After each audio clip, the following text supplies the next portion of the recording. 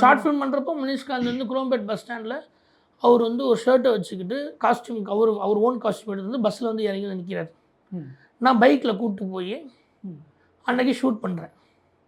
Cut பண்ணால் அடுத்த வருஷமும் 2 வருஷம் கழிச்சு அதே குரோம்பேட் பஸ் ஸ்டாண்டில் நான் நின்றுட்டுருக்கேன். அவர் காரில் வந்து என்னை திருவண்ணாமலை கூப்பிட்டு போகிறார்.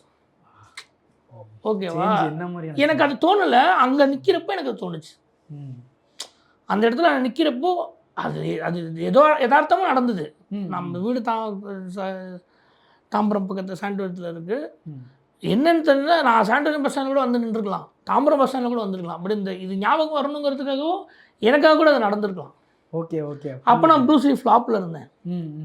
ஸோ அப்போ நான் கரெக்டாக அந்த பஸ்ஸில் வந்து நிற்கிறேன். இங்கே இது எங்கேயோ நடந்திருக்கு அப்படின்னு யோசிக்கிறப்போ இதே மாதிரி. ஸோ அப்போ உழைப்பு, முயற்சி, திறமை கண்டிப்பாக நம்மளை ஒரு இடத்துக்கு கொண்டு வந்து சேர்க்குங்கிறது தான் என்னோட எல்லா இன்ஸ்பைரிங்கான தாட்ஸாக இருந்தது. என்னை சுற்றி நிறைய பேர் இருக்காங்க.